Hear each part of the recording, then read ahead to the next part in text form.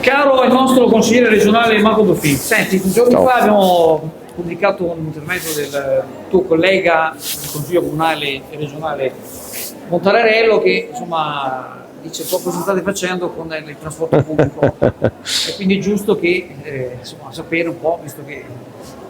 Ma guarda, tante volte il collega dovrebbe fare più politico che sindacalista, ma al di là della battuta di stima, di amicizia, ci mancherebbe altro.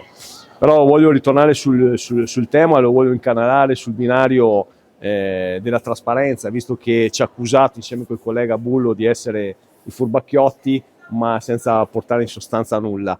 No, io faccio presente che l'amministrazione comunale sta lavorando, gli uffici preposti stanno lavorando, hanno chiesto anche a livello sindacale di avere anche un apporto indicativo proprio per portare a compimento un programma, un progetto da presentare da CTV AVM proprio in funzione del TPL che verrà, del nuovo TPL che verrà a Chioggia.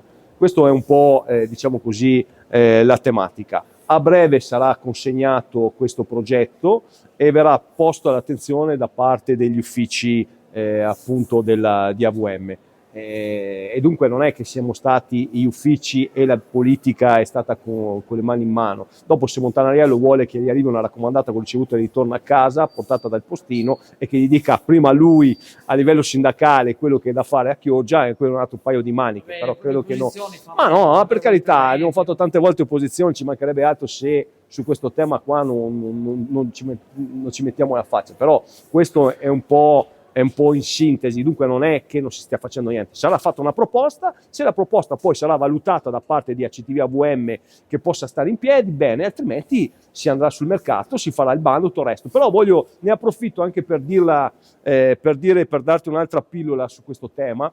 L'altro giorno in Consiglio regionale abbiamo votato una variazione di bilancio da qua a fine anno di circa quasi 30 milioni di euro, di cui ben 14 milioni e 7 vanno sul TPL, e dunque a dimostrazione che nessuno all'interno della regione vuole dimenticare il trasporto pubblico locale, e di questi 14 milioni e 7 la parte ripartita nei confronti della provincia di Venezia è pari a circa il 41%, dunque la fetta più grande, sono circa 6 milioni di euro che a ricaduta va sul trasporto pubblico locale veneziano, gomma, ferro e acqua. Dunque, per quelli che i soliti hanno qualcosa da ridire nel tema che non si fa niente sia a livello comunale che a livello regionale, credo, visto che era presente anche in Consiglio regionale ed è anche intervenuto su questo tema, io credo che abbia ben capito il collega che non stiamo lasciando indietro certamente una tematica importante